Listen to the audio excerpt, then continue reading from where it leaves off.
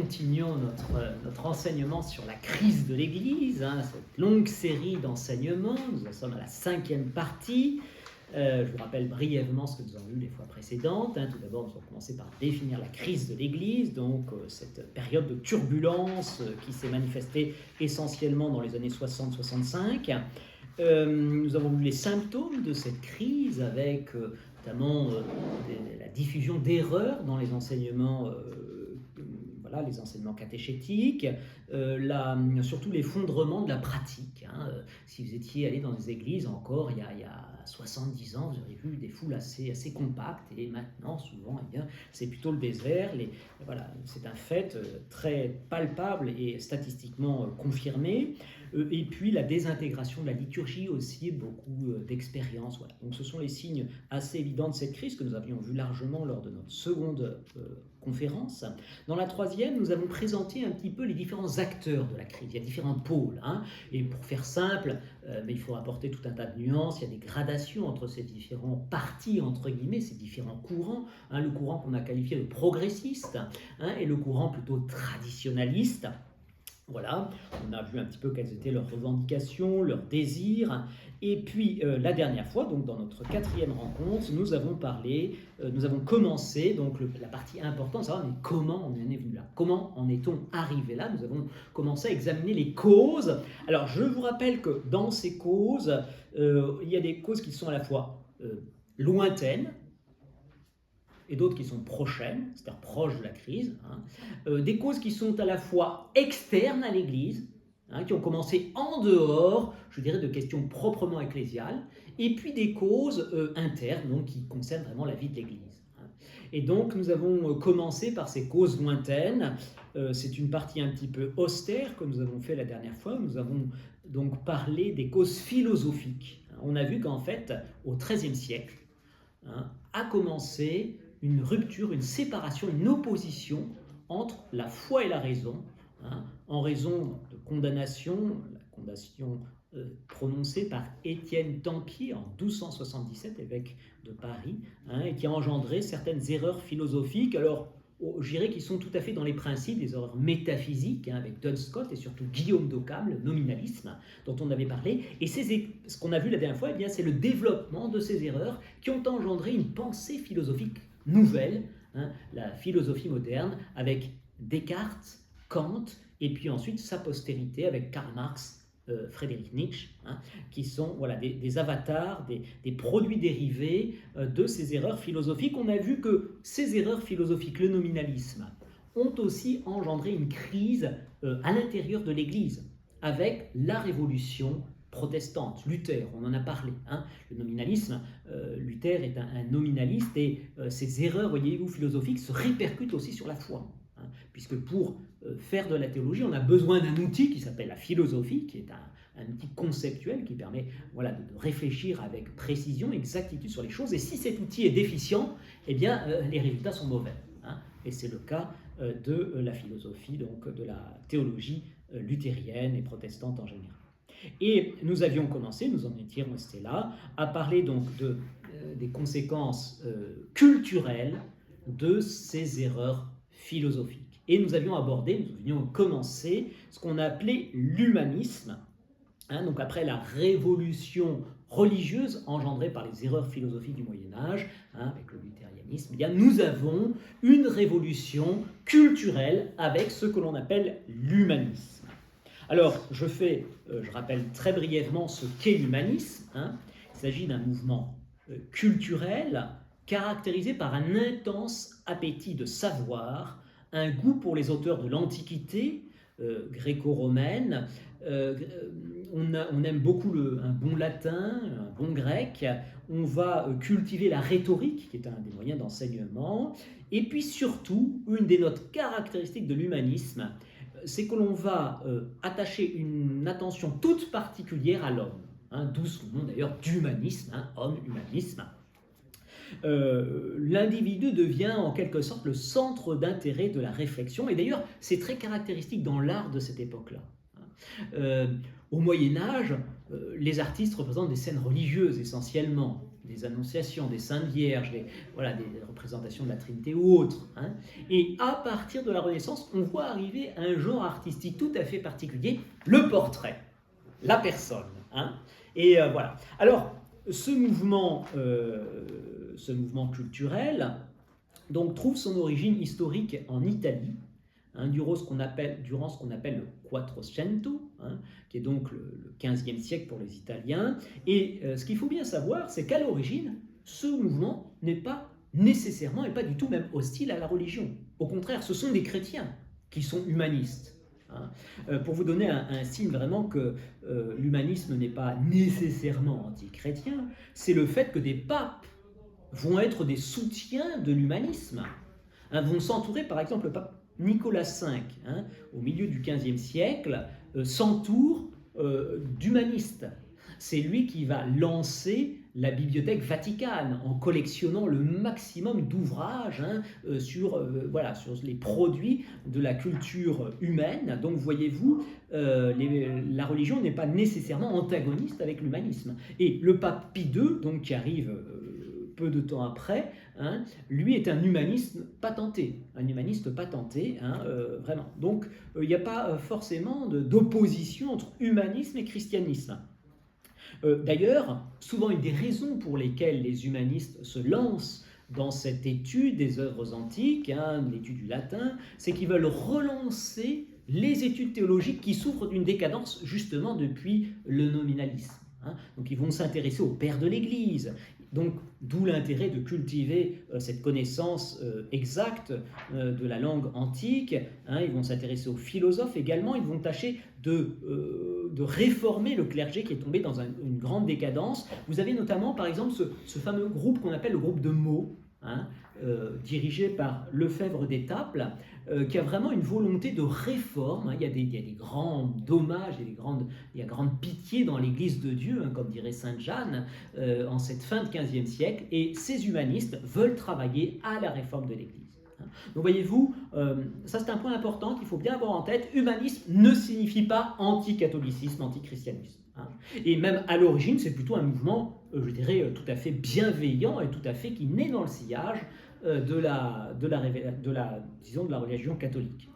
Mais on observe aussi, dès l'origine, hein, certaines tendances, c'est un peu inévitable avec l'homme, certaines tendances antagonistes avec la religion, notamment avec Érasme, hein, qu'on a qualifié de prince de l'humanisme. Eh bien, il vitupère facilement contre les religieux. Il va aussi tourner en dérision les pratiques de la piété populaire. Hein. Donc on voit qu'il y a quand même certains éléments qui peuvent s'avérer hostiles au christianisme. Mais ce sont des épiphénomènes. Ce n'est pas du tout quelque chose de profondément ancré et nécessairement lié à l'humanisme. Alors, l'humanisme va connaître une prodigieuse expansion. Pourquoi? Deux bonnes raisons pour cela. Tout d'abord, hein, ce qui va favoriser le développement du mouvement humaniste, c'est l'usage d'une langue commune, le latin. Tout le monde, tous les esprits cultivés à l'époque parlent latin, ce qui fait bien que ça va faciliter les échanges, hein, les communications. Et puis aussi, deuxième élément, vous l'avez deviné, hein, c'est l'imprimerie, l'invention de l'imprimerie, donc au milieu du XVe siècle, qui permet justement d'avoir accès facilement à de nombreux ouvrages. Donc il va y avoir une sorte d'effervescence intellectuelle, hein, en cette fin du XVe siècle, début du XVIe siècle, qui va engendrer donc cet humanisme avec donc des effets très positifs. Hein. Il y a aussi vraiment des effets positifs dans la réforme de l'Église, dans la purification de la théologie, le redressement du clergé. Il y a des effets qui se font sentir par ce courant humaniste, mais également un développement d'une certaine attitude critique, alors qui n'est pas forcément mauvaise, et c'est bon. Vous voyez, au Moyen-Âge, on croyait un peu n'importe quoi, hein, d'une certaine façon. Vous prenez la légende dorée de Jacques de Voragine, on raconte des histoires parfois un peu abracadabrantes. Bon, à partir du XVIe siècle, on commence à avoir un petit peu cet esprit qui dit, mais quelles sont les sources, d'où ça vient? On nous raconte une histoire qui vient du IVe siècle, ça a été écrit 400 ans plus tard, quelles connaissances, comment ces auteurs avaient... Donc on commence à avoir avoir une attitude qui est tout à fait louable d'ailleurs, une saine critique. La critique en soi, c'est pas forcément quelque chose de mauvais, c'est même quelque chose de plutôt bon, qui permet de faire le tri entre ce qui est authentique et puis ce qui est plutôt farfelu, voire faux. Et il faut le reconnaître, notamment par le passé, certains auteurs, notamment dans les temps carolingiens, avaient une prodigieuse faculté à extrapoler, à inventer même de toutes pièces des histoires édifiantes. Et en fait, ces choses-là ont fait beaucoup de mal à la religion. Et donc, à partir du XVIe siècle, on commence, vous voyez, à avoir cet esprit un petit peu plus, je dirais, vigilant pour s'assurer de l'authenticité de ce qu'on raconte. Et c'est tout à fait légitime et bon. Et c'est aussi un des fruits, je pense, positifs de l'humanisme. Donc, cet humanisme, voilà alors quelques grands noms Alors oui, donc l'humanisme, vous voyez, ce que j'ai dit, ce qui est vraiment caractéristique de l'humanisme, c'est que dans la période antérieure, le Moyen-Âge, la société moyenâgeuse est profondément théocentrique, c'est-à-dire que Dieu est vraiment le centre de tout. On ne pense qu'à Dieu, toutes les préoccupations tournent autour de Dieu. Comment plaire à Dieu, comment organiser la société pour rendre un culte à Dieu. Vraiment, c'est une des caractéristiques de la chrétienté médiévale, ce théocentrisme. Et à partir de l'humanisme, le grand changement de paradigme, le grand basculement qui s'opère, eh bien, c'est l'anthropocentrisme. Dieu, il y a encore des gens qui ont une fois transporté le montagne, sans aucun doute, mais en même temps, on va commencer à s'intéresser particulièrement à l'homme et à le mettre un petit peu au centre de toutes les préoccupations. Il y a un élément intéressant, vous voyez, que m'a rapporté un professeur d'histoire qui s'est intéressé à la question du célibat sacerdotal. Et alors on voit très bien la différence des problématiques entre les auteurs du Moyen-Âge quand ils s'intéressent à la question du célibat sacerdotal et les auteurs de la Renaissance, les humanistes. Les auteurs du Moyen-Âge, quand ils réfléchissent sur le sacerdoce, leur grande question c'est qu'est-ce qui honore le plus le Seigneur. Donc c'est vraiment une question par rapport à Dieu. Et lorsqu'on passe à la Renaissance, la problématique des auteurs, c'est qu'est-ce qui est le meilleur pour l'homme. Vous voyez, donc il y a vraiment un basculement alors là, très évident entre les problématiques, je dirais, purement théocentriques et anthropocentriques. Donc voilà, en soi, ce n'est pas forcément quelque chose de mauvais, parce que le Seigneur veut qu'on s'intéresse sur la totalité du réel, et l'homme fait partie du réel, et en plus, ça nous touche à un premier plan. Donc vous voyez, on peut parfaitement mener une réflexion sur l'homme sans pour autant se détourner de Dieu, et de nombreux auteurs humanistes ont été vraiment, je dirais, des grands hommes de foi, sans pour autant devenir des athées. Mais c'est vrai qu'il y a un risque. Et après le péché originel, on sait que malheureusement, il y a une tendance à aller dans le mauvais sens. Et cette tendance, alors je vous donne quelques grands noms d'humanistes comme ça, qui sont vraiment des chrétiens fervents. Et vous allez voir, dans le tas, il y en a certains qui commencent déjà à être classés comme un peu sulfureux. Pic de la Mirandole, par exemple. C'est un esprit très distingué, voilà, un Italien du XVe siècle, qui est humaniste typique, voilà, avec des interprétations de l'écriture sainte, voilà, une sorte de précurseur, si vous voulez, de nos exégètes modernes. Montaigne, qui est aussi un humaniste. Et alors Montaigne, vous voyez, ça passe souvent à notre époque pour le roi des sceptiques. Mais en fait, si vous prenez le temps de lire Montaigne, vous allez vous rendre compte qu'il y a des formules de foi tout à fait impressionnantes. Que sais-je, c'est la seule chose qu'on ait retenue de Montaigne, qui a conduit certains au scepticisme, mais Montaigne, c'est pas du tout un sceptique en lui-même. C'est un homme de foi et qui a une foi très solide. Je vous avais parlé de Descartes la fois dernière aussi, l'an dernier, oui, c'est vrai. Eh bien, c'est aussi un homme de foi, Descartes, avec aussi des thèses qui présentent des dangers, mais voilà. Et puis même un Rabelais, qui passe pour vraiment limpide service. Rabelais, c'est un homme de foi, c'est un prêtre, voilà, et c'est vrai qu'il raille beaucoup les moines, il écornifle, on va dire, le monde religieux, mais à juste titre sur certains points. Il faut reconnaître que tout n'était pas absolument au-dessus de toute critique. Voilà. Donc ça, ce sont nos humanistes du XVIe siècle, et en fait, de fil en aiguille, au siècle suivant, va se développer à partir du mouvement humaniste un mouvement beaucoup plus corrupteur pour la religion, qu'on a appelé les libertins. Alors libertin, je dissipe tout de suite une équivoque. À notre époque, lorsqu'on parle de libertin, on pense au Don Juan, celui qui va coucher à droite et à gauche. Alors le libertin du XVIIe siècle, ce n'est pas forcément un Don Juan. bien que justement le fameux Don Juan de Molière est un libertin. Mais ce qui caractérise beaucoup plus fondamentalement le libertin, c'est une attitude de rejet de l'autorité, et notamment de l'autorité divine, de la révélation. Le libertin, si vous voulez, c'est le libre penseur, celui qui veut s'affranchir de tout joug lié à la religion. Et donc il rejette tout cela. Il est pas forcément athée, il peut être déiste, il peut être, mais c'est ce qu'on pourrait qualifier à notre époque d'esprit fort, de libre penseur. C'est une population extrêmement réduite au XVIIe siècle. XVIIe siècle, et vous savez, le grand siècle des âmes, un siècle de grande ferveur religieuse, renouveau notamment en France. Le Concile de Trente commence à faire sentir ses fruits et nous avons une pléiade de très grands saints en France au XVIIe siècle. Saint François de Sales, Saint Vincent de Paul, Sainte Jeanne de Chantal, Sainte Marguerite Marie, etc. Vous avez comme ça quelques grandes figures de sainteté, elles sont nombreuses. Mais en même temps, vous avez bien une minorité, c'est peut-être une centaine de personnes, vous voyez, c'est quelque chose d'infime, ces libertins, mais qui vont se propager, qui vont se multiplier au fur et à mesure où le siècle avance, jusqu'à la fin du règne de Louis XIV, à atteindre des proportions importantes, en tout cas dans les milieux cultivés. Ce sont bien sûr les élites qui sont touchées par cela, absolument pas la population rurale. On est sous l'Ancien Régime, 95% de la population est rurale, et ce sont des gens qui sont toujours enracinés dans la religion, avec une vie souvent assez rude d'ailleurs, mais c'est pas du tout, les questions qui agitent les libertins ne les préoccupent pas du tout, ne les concernent pas du tout. Vous avez notamment alors une figure assez emblématique de ce mouvement libertin, c'est Pierre Bayle, qui est un protestant sceptique au possible, qui va rédiger un dictionnaire qui recense un peu toutes les absurdités de la religion. Et les descendants des libertins, qui sont les philosophes des Lumières, vont se nourrir, vont aller puiser très largement dans ce dictionnaire de Pierre Bayle. Donc vous voyez, on est en train de faire un peu une généalogie en fait de ce qui va nous conduire bien jusqu'à nos modernes athées.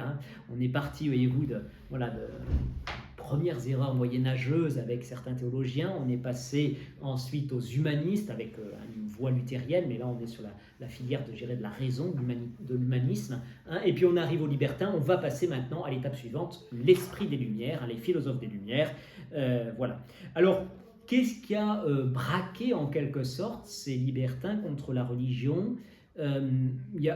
C'est pas facile de répondre, mais il semble tout de même que les guerres de religion qui ont ensanglanté l'Europe au XVIe siècle, était un facteur de rejet de la religion. Il y a eu des cortèges d'horreur, et la religion est apparue, on a associé dans les esprits, et c'est peut-être pas entièrement faux, vous voyez, donc on voit aussi la part de responsabilité que les chrétiens ont pu avoir dans la déchristianisation. On a associé volontiers, du fait de ces misères des guerres de religion, fanatisme, intolérance, violence, et c'est vrai que c'est ce qui s'est passé pendant les guerres de religion.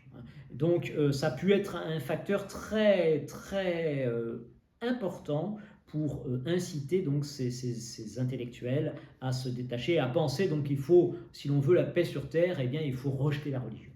C'est un petit peu l'idée qui probablement qui a joué. En tout cas, alors la question est disputée. Vous voyez, les historiens cherchent, enquêtent, et c'est finalement pas si simple de savoir ce qui se passe réellement dans la tête des gens. Et même souvent, les gens eux-mêmes ont du mal à expliquer ce qui se passe dans leur tête. Donc, vous voyez, on fait des hypothèses, mais on voit quand même qu'à travers les écrits, à travers des analyses historiques, des sources, on voit quand même que ce cataclysme qu'ont été les guerres de religion, et petite précision, les guerres de religion, d'où ça vient, c'est Luther.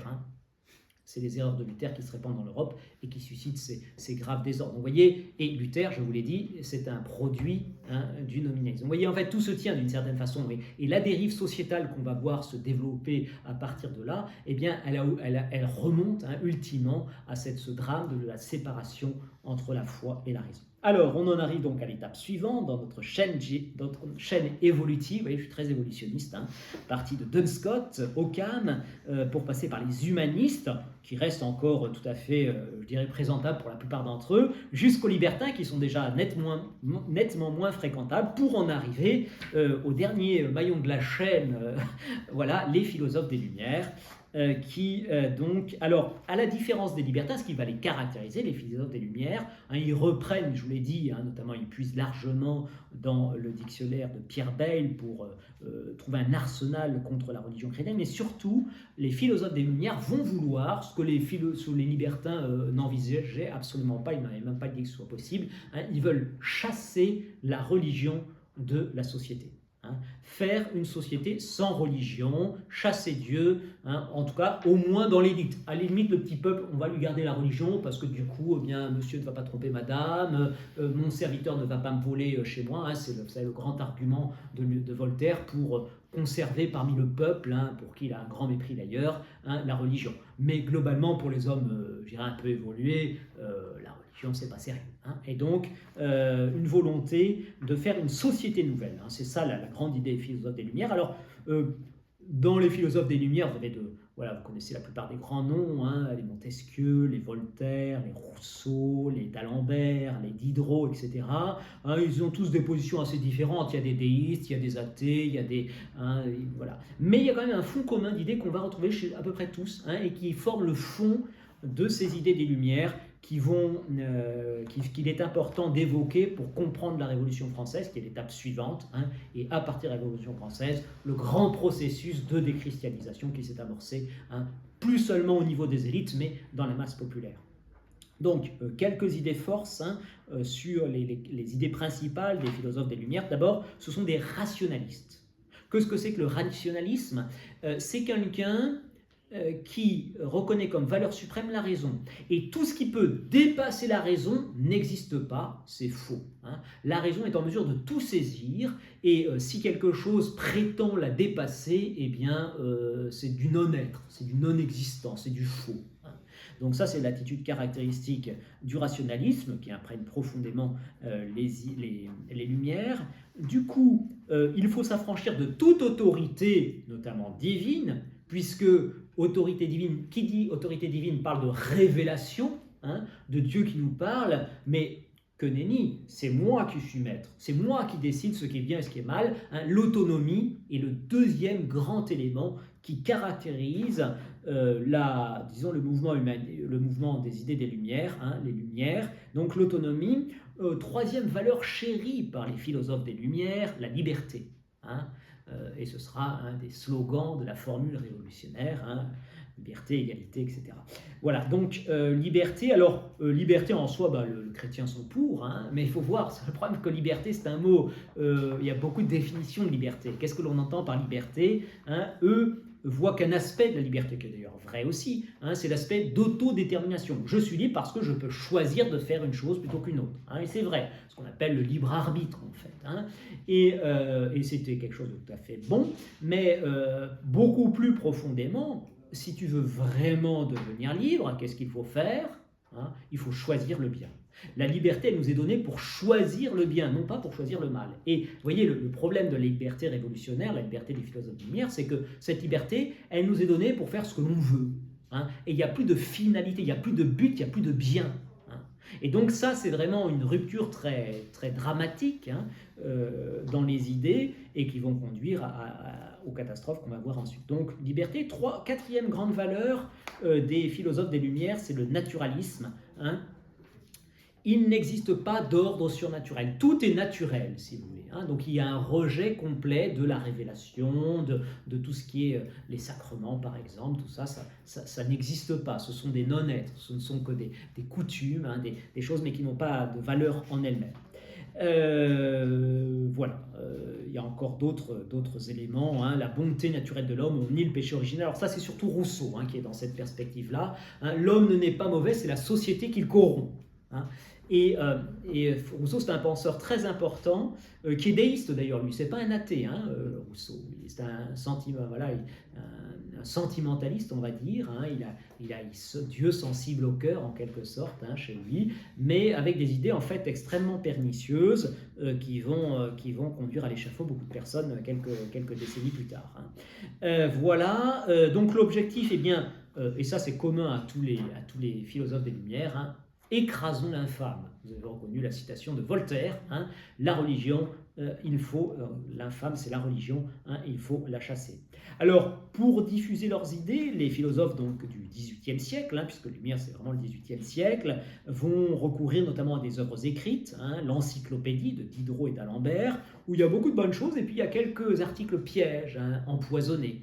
Et ils comptent bien, grâce aux bons articles, faire passer les choses venimeuses. Et ça marche très bien. Tout le monde s'arrache l'encyclopédie, et les esprits sont marqués subrepticement. Vous voyez, c'est un travail de subversion assez subtil et assez perverse. Ils sont très conscients qu'il s'agit de changer les choses, mais de façon un petit peu camouflée et discrète. Aussi les œuvres donc, littéraires d'un Voltaire, d'un Rousseau, les salons, les cafés, les sociétés de pensée, les sociétés secrètes, notamment la franc-maçonnerie, qui donc est fondée au début du XVIIe siècle, en 1717, et qui va se développer d'une façon prodigieuse, si l'on peut dire, en France en tout cas, et qui va préparer dans le secret des loges les esprits à le grand événement, la Révolution française. Voilà. En dehors de ce courant, je dirais, externe à l'Église, il y a aussi au sein de l'Église ce qu'on peut appeler une cinquième colonne. Une cinquième colonne qui va aussi préparer le terrain au cataclysme de la Révolution française. Cette cinquième colonne, ce sont essentiellement deux courants importants dans la religion catholique au XVIIIe siècle. C'est le gallicanisme. Gallicanisme à la fois politique, donc c'est l'idée que le roi est maître chez lui et il n'a aucune tutelle, aucune dépendance vis-à-vis du Saint-Siège. C'est lui qui nomme les évêques, c'est lui qui nomme aux charges abbatiales ou autres. Donc une sorte de césaropapisme, si l'on peut dire, un rejet. Entre parenthèses, la constitution civile du clergé, qui sera un des produits de la Révolution, sera un pur produit du gallicanisme. Donc vous voyez déjà ce courant comme ça, qui crée des divisions à l'intérieur de l'Église. Et puis, plus important encore, le jansénisme. Le jansénisme, c'est une hérésie, une erreur dans la foi, qui tourne autour de la grâce, une querelle autour de la grâce. Est-ce que la grâce, donc dans une lecture, je dirais, rigide de saint Augustin, on en vient à imaginer que la grâce ne peut être qu'efficace, et du coup elle fait perdre la liberté. Ceux qui sont touchés par la grâce se convertissent nécessairement, et si on n'est pas converti, c'est que la grâce ne nous a pas touchés, tout simplement. On ne peut pas résister à la grâce, donc plus de liberté, avec des conséquences, des interprétations très effrayantes, d'ailleurs tirées de saint Augustin, il faut le dire, la Massa d'Anata, c'est pas une invention des jansénistes, mais ils ont lu ça chez saint Augustin. C'est l'idée que, par exemple, Dieu en choisit certains pour aller au ciel et d'autres pour aller en enfer. Et puis la proportion des élus par rapport aux damnés, ça doit varier selon les auteurs, mais c'est peut-être 90-10%, vous voyez, donc c'est pas très très stimulant. Et quand je dis ça, je suis peut-être large encore, parce qu'il y en a certains qui doivent être encore dans des comptes beaucoup plus restreints. Donc voilà. Ça va évidemment engendrer des grands troubles donc, sous le règne de Louis XIV, donc fin du XVIIe siècle, XVIIIe siècle, et ces querelles internes entre catholiques vont aussi être un facteur troublant. Beaucoup des révolutionnaires seront imprégnés de jansénisme. Voilà, donc l'aboutissement de tout ce courant, à la fois ce courant donc, des Lumières et puis ces courants internes qui vont déstabiliser l'Église, c'est la Révolution française, qui est vraiment une étape absolument majeure dans l'histoire de l'humanité et de la déchristianisation. Puisque je rappelle, c'est important que je le rappelle, on est en train d'analyser les causes de la crise que nous sommes en train de vivre. Bien ces causes, vous voyez, elles remontent extrêmement loin, elles ont des origines philosophiques et des origines politiques, puisque la Révolution française, ça va être une entreprise politique. Vous voyez, jusqu'à présent, on était dans les idées métaphysiques, avec au Moyen-Âge, morale, humanisme, et notamment politique, avec les philosophes des Lumières, et la Révolution française va mettre en œuvre, va appliquer les idées des Lumières pour transformer la société. Ça, c'est vraiment la grande œuvre de la Révolution française, la mise en application des philosophes des Lumières, et ça va devenir très rapidement une vaste entreprise de déchristianisation. On va passer par la Révolution française ce qu'on pourrait appeler une pré-modernité, c'est-à-dire en gros depuis l'humanisme jusqu'à la Révolution française, donc tout l'Ancien Régime, depuis l'humanisme, on appelle ça pré-modernité dans le sens qu'on est déjà dans la modernité, hein, en raison de cette présence de l'humanisme, de cette importance particulière donnée à l'homme. Mais en même temps, on est toujours dans un état complètement confessionnel, catholique, hein, notamment en France. Donc on voit qu'il y a, voilà, la rupture que va opérer la Révolution française, c'est justement, sur le plan politique, cette séparation, hein, cette opposition, même on peut dire, entre l'État et la religion, qui n'existait absolument pas avant. Avant, il y avait une symbiose, il y avait une harmonie. Hein. Les lois de l'Église, d'une certaine façon, c'était les lois de l'État. Hein. Vous savez que le blasphème, par exemple, était puni sous l'Ancien Régime.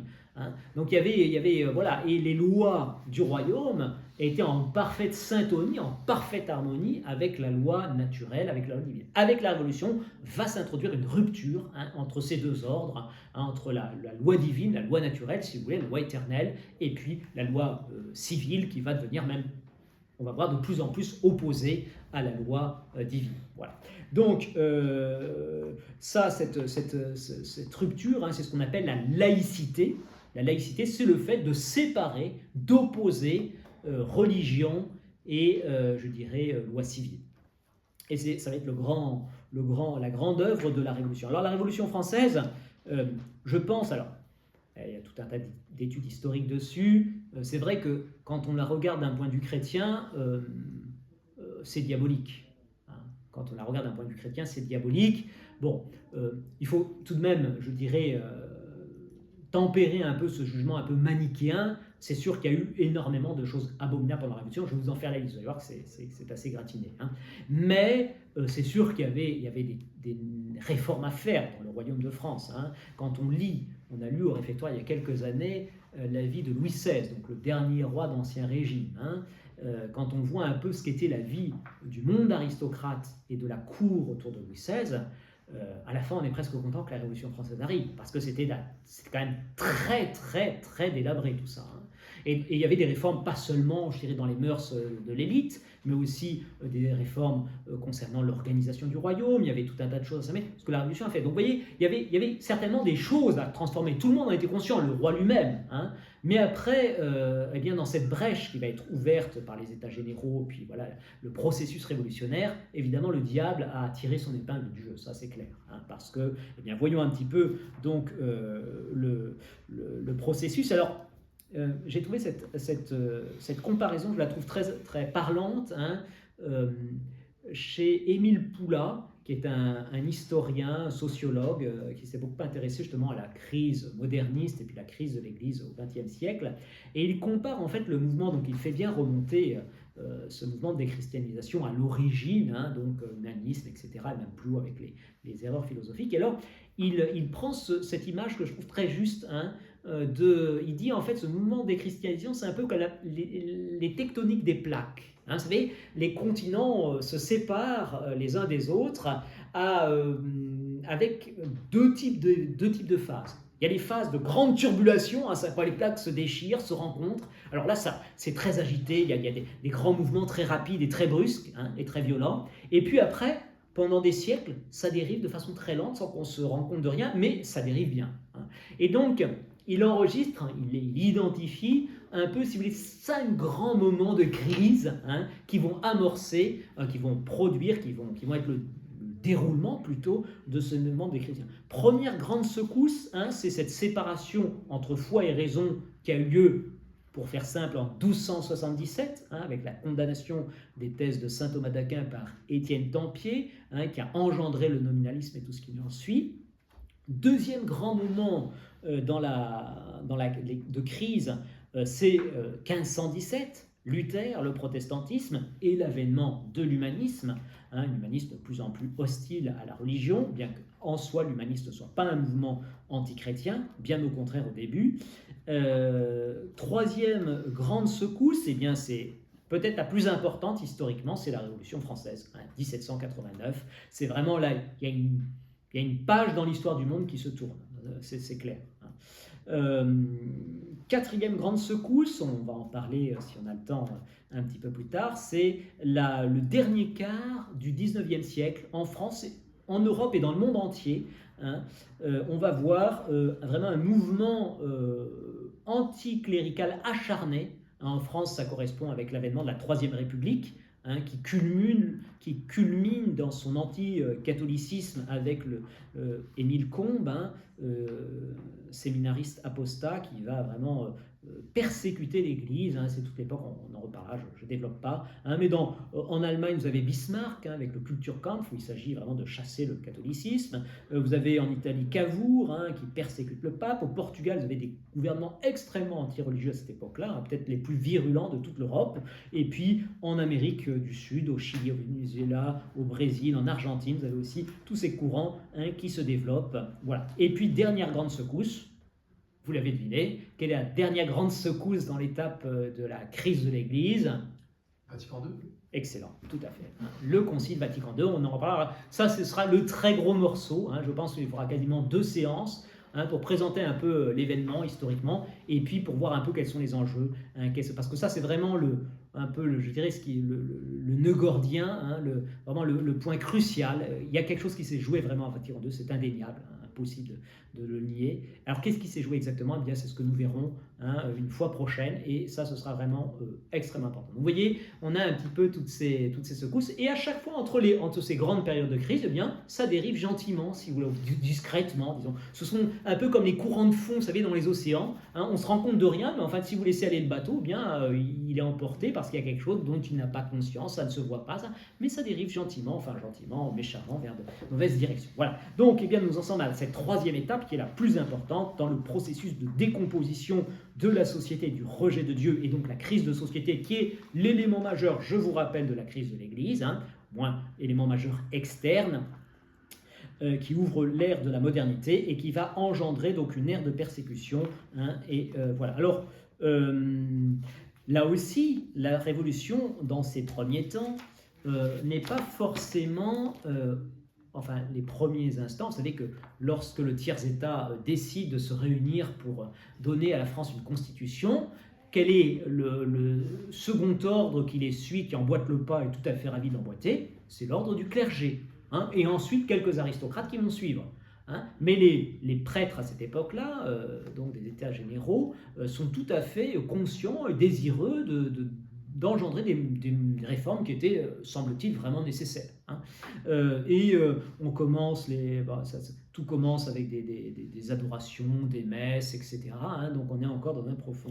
On est encore sous l'Ancien Régime, ce lien étroit entre eux, mais très rapidement, la Révolution va, jeter son masque et faire apparaître son vrai visage, qui est vraiment une hostilité, acharnée contre la religion. Donc, déjà dans la promulgation des droits de l'homme de 1789, il y a certains articles qui ne sont pas compatibles avec la loi divine, avec la loi naturelle. Notamment cette idée sous-jacente de l'indépendance absolue de l'homme dressée contre toute vérité et toute loi morale. L'homme se fait en quelque sorte Dieu. C'est un remake assez mauvais du péché originel. Vous serez comme des dieux, décidant de ce qui est bien et de ce qui est mal. À partir de là, on proclame une liberté indéterminée qui va décider ce qui est bien et ce qui est mal. Et on sait qu'en général, ça finit mal, ce genre de choses. On a vu les fruits. On a vu les fruits, exactement. C'est à l'arbre que vous jouerez les fruits. Et on va les voir se développer. Donc, vous voyez, là, c'est dans les principes. On est vraiment en déclaration, constitution. L'article 10, donc, cette déclaration, elle est d'essence essentiellement individualiste. L'homme est une sorte d'entité hors sol, une liberté subsistante, sans lien charnel, avec un père, une mère, enfin voilà. C'est une sorte c'est vraiment les idées qu'on retrouve complètement des Lumières dans cette constitution. Et l'article 10, qui va être condamné par le pape, proclame la laïcité, donc cette séparation entre la religion et l'État. Non seulement séparation, parce qu'il y a une juste distinction entre les deux, il ne faut pas confondre, le catholicisme n'est pas une théocratie, il y a vraiment une distinction des ordres, mais il n'y a pas d'opposition et surtout de persécution de l'État vis-à-vis de la religion, normalement. Et pourtant, c'est ce qui va avoir lieu ensuite. Le laïcisme, donc cette séparation, Pie IX, donc le bienheureux Pie IX, dit qu'elle conduit fatalement à l'indifférentisme et donc ultimement à l'athéisme. L'indifférentisme. Pourquoi? Eh bien parce qu'en fait, la société, en tant que corps, a le devoir de rendre un culte à Dieu, de reconnaître Dieu. Et si les élites Hein, si les gouvernements font comme si Dieu n'existait pas, la religion, ça reste dans le domaine privé, hein, ça ne regarde que moi quand je suis dans mon appartement, et bien en fait, ce qui en ressort pour la grande masse, eh bien, c'est que la religion, c'est pas important, toutes les religions se valent, ça n'a pas vraiment de valeur. Hein. Et donc, Pie IX a, je dirais, dans sa condamnation du laïcisme, hein, quanta cura, au milieu du 19e siècle, eh bien, a vu très juste, parce que encore à son époque, c'est pas si manifeste, mais maintenant, c'est évident. Hein, le laïcisme agressif et hostile, hein, le mauvais laïcisme, parce qu'il y a une saine laïcité, mais un mauvais laïcisme conduit fatalement à cette situation de déchristianisation. Voilà, alors très rapidement, les mesures anti-catholiques s'enchaînent. Hein. Je vous fais une petite liste rapide. Hein. Le 28 octobre donc 1789, on suspend les vœux de religion. Hein. Et alors, vous voyez les paradoxes de la Révolution française. On vient de proclamer, hein, le droit à chacun de vivre selon ce qu'il voulait, etc. Et là, on interdit à ceux qui veulent bien devenir religieux de faire des vœux de religion parce que cela est indigne de la dignité humaine. Hein. Voilà.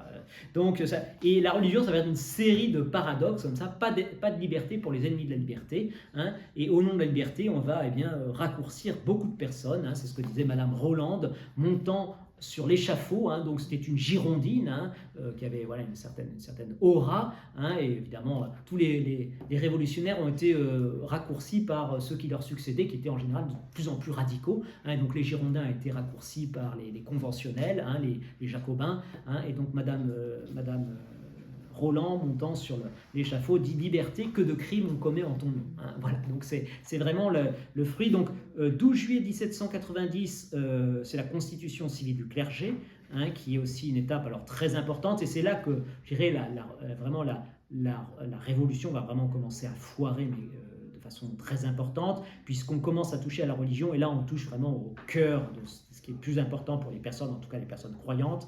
Hein, donc, cette constitution, du fait de cette constitution, vous voyez, l'évêque, en fait, va être choisi par les citoyens qui ont droit de vote. Et le droit de vote, c'est un droit de vote censitaire basé sur le revenu. Et donc, si vous avez tant de revenus par an, eh bien, vous pouvez effectivement voter. Et donc, que vous soyez juif, que vous soyez protestant, vous allez élire l'évêque du diocèse. Donc, vous voyez, c'est un non-sens. Hein. Plus grave encore, dans cette constitution du clergé, le pape n'a aucun droit de regard. Hein. C'est le peuple qui choisit les autorités religieuses, et donc ça, c'est la violation d'un droit divin. Hein. Tu es Pierre, je bâtirai mon église. Dans l'église, les évêques doivent être au moins approuvés, hein, et confirmés par le Saint-Siège, par le successeur de Pierre. Hein. Il y a vraiment ce lien organique entre les évêques et le successeur de Pierre, et donc cette constitution, on retrouve là à plein nez le gallicanisme, hein, dont je parlais tout à l'heure, hein, donc cette idée que l'État est souverain chez lui et que le pape il est chez lui, il s'occupe de ses affaires, mais il n'a absolument rien à voir dans la religion catholique en France. Le 27 novembre, on impose le serment à la constitution du clergé, hein, et ça va diviser l'Église de France en deux. Hein, vous allez voir les prêtres jureurs, qui prêtent serment à la Constitution, et les non-jureurs. Hein. Et alors c'est intéressant de voir, ça c'est aussi une constatation qu'ont fait les historiens, qu'il y a un parallèle très étroit. Hein. Donc en gros, il va y avoir des régions où la Constitution va être refusée à 80% par les prêtres, et d'autres où elle va être acceptée à 80% par les prêtres. Par exemple, dans les terres de Bretagne, de Vendée, refusée à 90%. Dans le centre de la France, le Limousin accepté à 90%. Et ce qui est très intéressant, c'est qu'il y a un parallèle exact entre la carte politique de droite et de gauche, hein, entre jureurs et non-jureurs. Vous voyez, ces clivages en fait politiques ont des origines très anciennes, hein, un lien manifeste avec cette attitude des prêtres au moment de la Révolution. Un petit détail à savoir, à connaître, intéressant. Donc à partir de là, eh bien, 30 000 prêtres s'exilent. Le 2 novembre, on vole les biens de l'Église, hein, donc toujours de cette année 1790. Le 28 avril, le port de l'habit, donc 1792, le port de l'habit ecclésiastique est interdit. Le 27 mai 92, on condamne les non-jureurs à la prison et à l'exil. Voilà, ce n'est pas seulement par ces mesures, je dirais, un peu extérieures que l'on va tâcher de transformer, de déchristianiser, mais également par le rejet de la morale à travers la loi. Hein. Donc, quelques mesures adoptées par les révolutionnaires. ils autorisent le divorce, qui jusque-là était interdit, puisqu'il y avait vraiment cette symbiose entre la loi civile et puis la loi religieuse. Donc voilà, et vous voyez, cette disjonction entre loi naturelle et loi civile, qui n'existe pas dans l'Ancien Régime, c'est la porte ouverte en fait. Qu'est-ce qui fait la loi maintenant? Il n'y a plus de référence transcendante. Ce n'est pas Dieu qui permet de savoir ce qui est bien et ce qui est mal, c'est l'homme qui décide. Et donc, il va bien falloir trouver un critère. Quel est le critère? Eh bien, Rousseau nous l'a donné. C'est la volonté générale. Donc, si 80% des hommes veulent que le divorce soit autorisé, qu'on tue les enfants dans le ventre de la mère, qu'on fasse des GPA, qu'on autorise les hommes de même sexe à se marier, des personnes de même sexe à se marier, que l'on tue les vieillards parce que voilà, ça coûte cher à la sécu, je ne sais quoi, si tout le monde le veut, c'est bon, c'est bien. Donc vous voyez, quand on perd, en fait, ce que dit le Karabe de Nassar, si on perd Dieu, on perd tout en fait.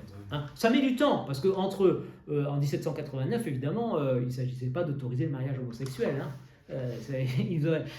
Les révolutionnaires, ils auraient coupé la tête si vous avez dit un truc comme ça. Mais bon, en fait, les principes sont là. Et si on suit la logique jusqu'au bout, ça va mettre du temps, parce que tout ça, c'est imprégné de christianisme. On va falloir se désintoxiquer du christianisme. Au fur et à mesure où ça va se développer, on va en arriver à ce qu'on vit maintenant. Donc maintenant, on est dans la logique de ce qui a été amorcé en 1789 et pensé précédemment par les Lumières. Voilà, on met en place un calendrier révolutionnaire avec des noms sympathiques de mois, les Vendémiaires, les Ventoses, les Pluvioses, etc. C'est très poétique, mais du coup, c'est des semaines de 10 jours, donc le repos, c'est tous les 10 jours, il faut travailler davantage. On perd le dimanche, c'était aussi ça qui était voulu. Voilà, on fait perdre en fait, aux gens leur cadre naturel, leur cadre temporel, leur cadre spatial aussi, on va voir. Parce que l'Église protégeait en fait le peuple aussi tout à fait. des abus des bourgeois. Absolument, absolument. Et une des conséquences du Code Napoléon, le prolétariat, on va voir, la révolution industrielle, qui va être aussi un facteur de déchristianisation très important, parce que la classe bourgeoise voltairienne en diable, évidemment, veut gagner le plus d'argent possible. Et donc elle va exploiter d'une façon éhontée les anciens paysans qui ont migré à l'exode rural, les ouvriers, exactement, et ils vont en faire des athées, ils vont en faire des socialistes, des communistes, voilà. Donc vous voyez, tout ça, c'est quand on commence à rejeter Dieu, en fait, on marche vers la folie, on marche vers les catastrophes, et c'est ce que l'on voit. Donc ce calendrier, effectivement, et donc la religion, avec ses jours de fête, permettait, il y avait, je ne sais plus exactement le nombre de jours, mais c'était impressionnant le nombre de jours fériés où on ne pouvait pas travailler durant l'Ancien Régime. Il y en avait peut-être d'ailleurs trop, mais enfin peu importe. Mais du coup, alors là, pour le coup, après la Révolution, il s'agit de bosser, et puis de bosser comme des bêtes, et jour et nuit, et 7 jours sur 7. Pendant la Révolution industrielle, c'est ça. Les enfants, 12 heures au travail, les parents, parfois 16 heures, des trucs inhumains, vraiment absolument fous. Comment voulez-vous conserver un peu de vie spirituelle dans un tel truc? Impossible de pratiquer, impossible de prier, vous êtes complètement abattu. En plus, pas de sécurité sociale, donc quand vous êtes malade, c'est vraiment des conditions abominables. Et ça, c'est un fruit aussi de cette soi-disant liberté. Oui, le libéralisme, c'est ça, effectivement, on est libre. Patron, il peut faire, il n'y a plus personne qui s'occupe de rien, donc tant que j'exploite tant que je peux, c'est moi qui suis fort, et donc j'en profite. Voilà, état civil, donc on retire aussi au clergé l'état civil, et donc ça donne l'idée que en fait, l'État est contre la religion, donc on voit vraiment cette laïcité qui se met en place. On autorise le mariage des prêtres, et même à un moment donné, on leur impose, ce sera plus tard, et puis les processions sont interdites. Sous la terreur, toutes ces mesures s'aggravent encore. Tout prêtre est considéré comme suspect. Si vous êtes prêtre, vous allez en prison parce que vous êtes vraisemblablement un agent de la contre-révolution, un hostile aux idées avancées de la République. Et puis, il y a une déprétrisation obligatoire sous la terreur. Le 23 novembre 1793, on désaffecte les édifices religieux, on les transforme en granges, en arsenal, en toutes sortes de choses. Les rappels religieux sont détruits. Très souvent, lorsque vous allez faire du tourisme en France, vous avez des façades mutilées avec des statues qui ont été martelées. C'est sous cette terreur que cela a été fait. Il y a eu un saccage, mais absolument inimaginable, de notre patrimoine culturel, religieux, parce que justement notre patrimoine culturel correspondait avec le patrimoine religieux, et donc cette haine de la religion des révolutionnaires, des sans-culottes, va se traduire par cet acharnement contre tous les monuments historiques, les monuments religieux. On impose, il est interdit de porter des noms chrétiens On vous impose de choisir des noms de l'Antiquité, de ceci, mais plus de noms de saints. Si des villes portent un nom de saint, eh bien, voilà, Chéméré le roi devient Chéméré la République, par exemple, ou des choses comme ça. Bref, tout ce qui rappelle en fait l'Ancien Régime, et surtout la religion est banni. Les célébrations religieuses sont remplacées par les fêtes révolutionnaires, les baptêmes civils, les enterrements républicains, destruction et saccage du patrimoine religieux, j'en ai déjà parlé, et puis profanation des reliques, des objets de culte, etc. Et puis on va même tenter les acharnés de la Révolution, les terroristes, les jacobins, vont tâcher de mettre en place un culte laïque, civil, le culte de la déesse raison. Voilà, donc ils n'ont pas peur du grotesque. Voilà. Et puis, après toutes ces mesures, je dirais à la fois morales, politiques, il va y avoir carrément la violence physique, le meurtre. Donc, à partir du 2 septembre 1792, eh bien, s'ouvrent les massacres, notamment ici au Carme, 126 prêtres qui vont être sauvagement assassinés. La guillotine va fonctionner à plein. Ce sont des torrents de sang. Les carmélites de Compiègne, le 17 juillet 1794. Les prêtres du diocèse de Laval qui sont aussi guillotinés. Le génocide vendéen avec les colonnes infernales qui massacrent, pillent, violent, volent, etc. Avec vraiment la volonté d'anéantir toute une population jugée irrécupérable pour la République. Voilà. Carrier à Nantes noie des milliers de catholiques. Bref, c'est vraiment l'horreur sous cette... Vous voyez, et on n'a fait que suivre la logique de ce qui était inscrit en fait dans les prémices de la Révolution et dans les idées déjà des Lumières en arrivant. Voilà, donc c'est une vaste entreprise de déchristianisation qui va bien fonctionner, puisque avant la Révolution, 98% de la population est catholique pratiquante. Après la Révolution, malgré tous les efforts sous la Restauration ou autres pour retrouver le peuple chrétien perdu, eh bien, un quart de la population française a définitivement décroché de la religion, il ne reviendra plus. Donc à partir de là, on décroît, donc vous voyez à peu près 98%, on peut dire 100%, 75% après tous les efforts faits pour retrouver le peuple chrétien, et puis après ce sera une décroissance plus ou moins rapide avec des hauts et des bas selon les périodes, mais globalement on a amorcé un processus irréversible de déchristianisation à ce moment-là. Voilà, depuis cette époque révolutionnaire, eh bien, tous les fils de la Révolution, au XIXe siècle et XXe siècle, vont s'employer par tous les moyens à faire disparaître la religion, par des mesures à la fois politiques et des mesures sociales, pour vraiment détacher. Alors on va voir quelques-unes de ces mesures qui ont été efficaces, qui ont porté du fruit pour détacher le peuple chrétien. Tout d'abord les lois, des lois antichrétiennes, qui vont donc se déchaîner avec une rare violence sous la Troisième République, mais qui sont déjà présentes dès l'origine de la Révolution française. Tout au long du XIXe siècle notamment, un des grands combats pour faire abandonner la religion au peuple chrétien. Qu'est-ce que c'est à votre avis? Quel est le grand moyen qu'on a de changer les esprits, de transformer une population? L'école, l'enseignement, exactement. Donc c'est la question de l'enseignement laïque ou libre. Et donc ça va être le grand combat au XIXe siècle des catholiques pour reprendre la main sur l'enseignement. Lorsque la Troisième République arrive avec Jules Ferry, donc les radicaux socialistes, francs-maçons à 90%, quelle est une des premières mesures? C'est la laïcité, laïcisation de l'école, parce qu'ils savent très bien qu'en reprenant la main sur l'école, eh bien, ils prennent la main sur les esprits. Donc c'est un enseignement laïque, anticlérical, avec les hussards noirs de la République, on les a appelés les instituteurs, qui font vraiment un travail d'intoxication, on peut dire, anticlérical, et qui va bien fonctionner quand on regarde les chiffres. Finalement ça a assez bien marché. Donc ces lois sur l'enseignement, évidemment il y a une sorte de paroxysme, de sommet de la persécution anticatholique sous le gouvernement d'Émile Combes, donc début du XXe siècle, 1901, la fameuse loi sur les associations, qui est en fait une loi dirigée contre les congrégations religieuses, qui va obliger les congrégations religieuses à demander une reconnaissance légale, sans quoi elles n'ont pas le droit d'exister, et cette reconnaissance légale est systématiquement refusée. Donc les congrégations religieuses quittent la France, et puis 1905, c'est la loi de séparation de l'Église avec l'État. Donc le concordat que Napoléon avait négocié avec l'Église est dénoncé de façon unilatérale par le gouvernement de la Troisième République, et la République n'a plus aucun rapport. Je crois que le nonce aussi est renvoyé. Enfin voilà, plus de rapport. Tout se passe comme si la religion n'existait pas. ne reconnaît aucun culte. Hein. Voilà. On enlève donc des mesures d'hostilité encore, on interdit les processions, hein, on enlève tous les signes religieux des lieux publics, les prétoires, les écoles, hein, on supprime les aumôniers militaires, on remplace les religieux dans les hôpitaux par des infirmières laïques, on réintroduit le divorce dans la loi civile, on abolit l'immunité ecclésiastique, etc. etc. Voilà, donc ça c'est vraiment, vous voyez, c'est l'aboutissement en fait de la Révolution et c'est vraiment ce mouvement, cette lame de fond en fait, qui est une des causes de la déchristianisation actuelle et de la crise de l'Église, parce que les deux sont intrinsèquement, intimement liés. Ça, c'est un point qui est assez clair. Le cardinal Sarah, dans son beau livre, aux accents prophétiques, hein, sur Le soir approche, disait « Les élites ont décidé d'évacuer toute référence à une culture morale ou chrétienne. » Et c'est tout à fait ça. Donc, voilà l'optique de ces personnes. Voilà. Donc,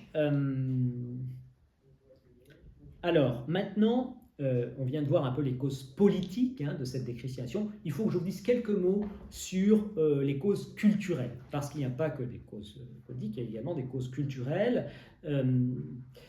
C'est un fait que la mentalité moderne, mais on va y revenir très largement lorsqu'on va parler du Concile Vatican II, donc je n'insiste pas, je ne vais pas du tout développer ici, hein, mais la pensée moderne, si vous voulez, hein, on a déjà touché un mot avec Descartes, Kant, il y a quelque chose de foncièrement incompatible dans certains principes de la modernité avec la religion. Hein, et ces principes, ils sont largement diffusés, donc forcément, ils font leur travail dans les esprits, hein, qui explique cette désaffection dans la masse populaire. Mais je n'entre pas dans les détails pour l'instant, puisqu'on va revenir vraiment très en détail pour la question de Vatican II, parce qu'à Vatican II, hein, qu'est-ce que l'Église a cherché à faire? Je dirais, adopter ce qui, dans la modernité, était bon et acceptable. Hein. Alors, savoir si effectivement c'était faisable ou pas, c'est toute la question, et on en parlera plus. C'est pour ça que je n'entre pas dans les détails. Hein. Mais l'Église, vous voyez, on peut dire jusqu'à Vatican II, en gros, c'est arc-bouté contre la pensée moderne, et à Vatican II, il y a une tentative, hein, d'acceptation. Hein, et donc, on va voir un petit peu ce qu'il faut penser de cette tentative. Mais ce sera pour plus tard. Hein, voilà. Donc, autre facteur, l'industrialisation. On en a touché un mot aussi avec cette industrialisation sauvage, hein, qui n'est pas du tout régulée par la sagesse et la bonté. Hein. Il s'agit d'une âpreté au gain de la part des industriels, hein, qui exploitent de façon honteuse la classe ouvrière, qui est réduite à un état vraiment de sous-homme, enfin d'esclaves, hein, d'esclaves des temps modernes, hein, dans des conditions de vie absolument inimaginables, évidemment empêchant toute vie spirituelle, toute vie religieuse. Hein, et il n'est pas surprenant que dans un tel terreau, les idées de Karl Marx aient fait parfaitement et trouvé une terre favorable. Hein, elles se sont développées, et donc toutes ces personnes devenues marxistes, devenues communistes, devenues socialistes, hein, ont évidemment décroché de la religion, puisque, comme le dit Marx, hein, la religion, c'est l'opium du peuple. Hein, en tout cas, c'est ce qu'il prêche. Voilà. Donc, autre facteur qui a pu être déstabilisant pour les chrétiens, c'est les progrès des sciences. Hein, pourquoi? Parce que c'est vrai, et c'est aussi une erreur, vous voyez, les chrétiens aussi, quand même, je pense, il y a une certaine lecture, tout à fait normale d'ailleurs pour les anciens temps, hein, une lecture fondamentaliste de la Bible. Qu'est-ce que c'est qu'une lecture fondamentaliste? On prend au pied de la lettre tous les textes de l'Écriture sainte. Déjà, saint Augustin savait très bien il pouvait y avoir des lectures spirituelles et que dans certains passages, il fallait faire des lectures spirituelles. Hein, mais globalement, si vous voulez, l'opinion dominante à l'époque en théologie, c'est une lecture littérale. Et donc, du coup, en lisant de façon littérale les premiers chapitres de la Genèse, on en déduit que le monde remonte à 6000 ans avant Jésus-Christ, que le monde a été créé en 7 jours, que les espèces sont apparues d'un seul coup. Oui, très bien, mais lorsqu'avec l'astrophysique, on se rend compte, ou la géologie, ou la paléontologie, on se rend compte que le monde a beaucoup plus de 6000 ans avant Jésus-Christ, que les espèces, il semble qu'il y ait quand même un certain développement homogène, hein, dans les différentes strates géologiques, etc. C'est un peu déstabilisant. Hein. Je vous fais une confidence, je connais une personne très âgée qui a été éduquée chez les jésuites en 1930. Dans les années 30, l'entre-deux-guerres. Hein. Cette personne, elle est absolument convaincue que le monde a 6000 ans et que la Bible est... Et c'était en fait l'opinion courante à l'époque. Hein. Et donc quand la science rentre en conflit apparemment avec les vérités de foi, certains, Dieu seul connaît exactement le nombre, hein, mais je suis persuadé, je connais des personnes qui ont été très déstabilisées par cette apparente contradiction entre ce qui était couramment enseigné comme étant des vérités de foi. D'ailleurs, ça n'a jamais été présenté comme... C'est pas une vérité de foi en C'est réalité. pas une vérité de foi, tout à fait. Hein, c'est pas une vérité de foi Merci aux du tout. protestants qui ont dit que parce que la foi c'est l'Église qui l'enseigne, ce n'est pas la Bible. Et c'est ça qui a ramené le protestantisme aussi, c'est-à-dire ils se sont fait piéger par eux-mêmes à devenir des idolâtres du livre finalement. Et il y a un peu de ça aussi dans le sens où la foi c'est l'Église qui l'enseigne et depuis que l'Église est l'Église, il n'y avait pas de Bible avant. Oui. Jésus, il n'a rien écrit. Ah, tout à fait. Il n'a pas fait de révolution scientifique, rien du tout. Il a 12 apôtres. Il a enseigné pendant 3 ans. Il a institué, il a fondé l'Église. Et les autres ont enseigné. Il a dit, les apôtres sont partis enseigner. Ils ne sont pas partis distribuer des Bibles. Tout à fait. Et c'est leur enseignement qui a été consigné par écrit pour pas qu'on le perde, hein, qui a donné la Bible. La Bible, elle est un fruit de la tradition orale. La tradition est première hein, voilà. Et c'est la tradition aussi qui décerne parmi les écrits ce qui est effectivement inspiré ou ce qui ne l'est pas. Donc sans la tradition, on perd le nord. Sans l'Église, pas de Bible. Sans l'Église, pas de Bible. Tout à fait, absolument.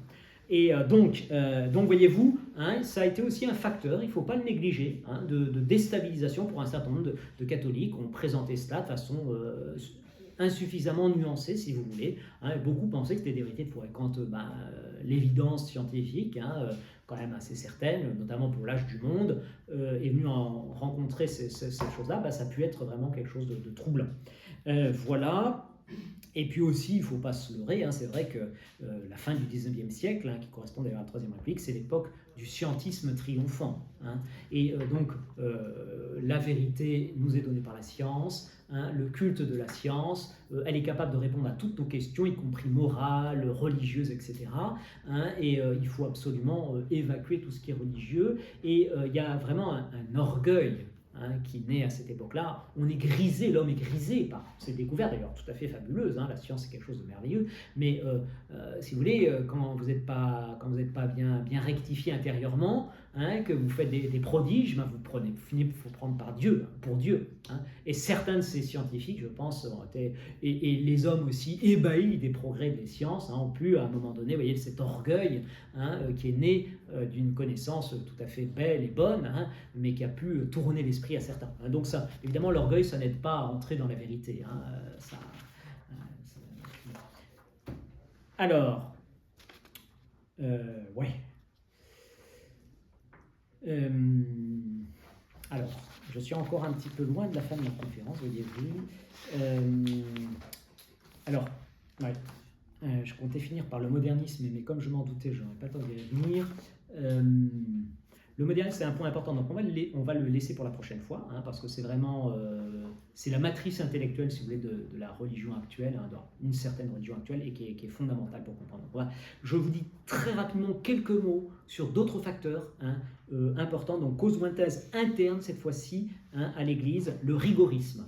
Hein, c'est aussi un facteur de décret. Qu'est-ce que c'est que le rigorisme? J'en ai parlé un peu avec le jansénisme. Hein. C'est des doctrines extrêmement étroites, rigides, en théologie, le petit nombre des élus. Hein. On vous dit que quasiment tout le monde va en enfer, ça ne vous donne pas le moral, hein. C'est normal. Hein. Que Dieu choisit, alors c'est même une hérésie, la double prédestination, le fait qu'il y ait des gens que Dieu choisit des 20, c'est une hérésie. Les catholiques, mais on peut avoir un rigorisme sans être hérétique. Hein. Donc, rigorisme théologique, rigorisme moral, hein, le moindre pet de travers, c'est matière grave. Hein, donc vous avez quasiment fait des péchés mortels à tous les coins, à tous les instants. Hein. C'est aussi quelque chose. Quelqu'un qui n'est pas rigoriste, alors j'ai essayé de me rappeler d'exemples de rigorisme, j'en ai pas trouvé. Je me suis rappelé que saint Alphonse de Liguori, qui est contre les rigoristes, dit que si un prêtre célèbre la messe sans avoir d'abord dit matine et laude, c'est un péché mortel.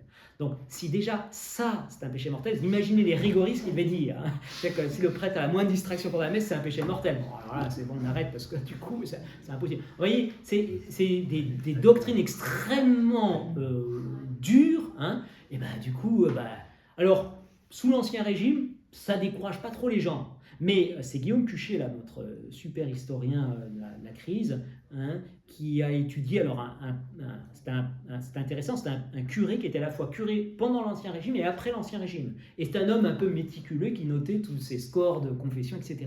Et c'est un homme de l'Ancien Régime, donc très rigoriste au point de vue pastoral, et notamment il pratique au point de vue pastoral, un rigorisme pastoral, c'est le délai d'absolution. Tiens, aujourd'hui il fait pas beau, je ne vais pas lui donner l'absolution. au confessionnal. Le type s'est très bien confessé, il a une profonde condition de sa vie, mais voilà, il faut un peu le faire marner, etc. Et donc il faisait ça pendant l'Ancien Régime, aucun problème. Hein, mais après, il se rend compte qu'en 1820, quand il fait ça, les gens ne reviennent plus, quittent la religion. Parce que il y a des idées un petit peu nouvelles. Hein. L'homme, voilà, et les gens ont pris quand même conscience qu'il y a un minimum de respect vis-à-vis d'eux, ce qui est tout à fait bon. Ça, je pense que c'est des acquis positifs, si vous voulez, bon, on y reviendra. Mais du coup, quelqu'un qui se fait rembarrer comme ça sans bon motif, il ne revient plus, quoi. Hein. Et c'est ce qui s'est passé. Et sous l'Ancien Régime, ça n'avait pas cet effet-là. Et donc le curé en question s'étonne, s'interroge. Hein. Et donc le rigorisme, alors ça a pu contribuer à faire de la religion un rebutoir, la rendre repoussante. Hein. Donc c'est un facteur. Je ne pense pas que ce soit un facteur si important. Et d'ailleurs, au XIXe siècle, vous avez un basculement. Donc, la fameuse thèse typiquement rigoriste du petit nombre des élus commence à être battue en brèche dès le milieu du XIXe siècle par le père Lacordaire et puis le père Faber. L'un libéral, l'autre est intransigeant. Donc vous voyez, ça touche tous les courants de l'Église, qui sont pourtant plutôt antagonistes au moins sur d'autres plans. Et on va évoluer relativement vers une doctrine beaucoup moins rude au point de vue des fins dernières. Et malheureusement, alors c'est là qu'il y a un équilibre à trouver. Maintenant, on est dans un excès complètement inverse. Tout le monde va au paradis, ce qui est complètement faux. Il y a des gens en enfer, ça c'est sûr. Et donc, voilà. Mais, vous voyez, il y a un peu... On passe souvent d'un extrême à l'autre. Donc, on était dans un rigorisme vraiment épouvantable, je dirais, au XVIIe siècle, 18e siècle, et puis on va passer vers un laxisme effroyable à l'heure actuelle. Voilà, donc ça, le rigorisme, je pense, c'est un facteur aussi qui contribue à repousser de la religion, à faire perdre du crédit à la religion. Bon, je comptais vous parler des chrétiens libéraux, mais en fait, je m'aperçois qu'on ne va pas avoir le temps. Je vous en ai déjà parlé des chrétiens libéraux. Vous vous souvenez, lorsqu'on a présenté un peu les différents partis en présence, notamment le parti progressiste, les libéraux sont les ancêtres des progressistes. Ce sont des gens alors qui se disent, je vous rappelle en quelques mots, c'est des gens qui se disent le monde était finalement la Révolution française a du bon.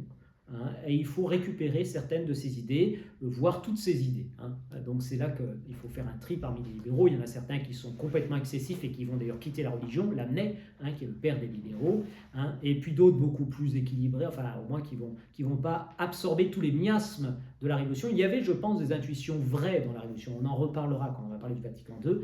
C'est important pour comprendre le Vatican II, mais il y avait aussi beaucoup d'erreurs dans la Révolution, et très graves, et souvent les libéraux n'ont pas été capables de faire le tri. Ils avaient souvent une piètre théologie, une piètre doctrine, et ils étaient, voilà, la théologie du XIXe siècle était assez décadente, et du coup ils n'ont pas été capables de discerner ce qui effectivement a été acceptable et bon, et de repousser ce qui était mauvais. Donc voilà, ils vont aussi contribuer, bien malgré eux, je pense, en tout cas pour les sincères, je pense à Montalembert, Lacordaire, ils vont contribuer aussi à vraiment un déclin du christianisme, parce que pour leur attitude. Et voilà, donc on en est resté là. La fois prochaine, nous allons aborder le modernisme, qui est vraiment une étape capitale pour comprendre, donc c'est une cause interne, lointaine de la crise actuelle, mais c'est vraiment une étape capitale pour comprendre la crise actuelle. On peut dire que la matrice mentale de la plupart, malheureusement, des catholiques, y compris des prêtres à l'heure actuelle, est une matrice moderniste.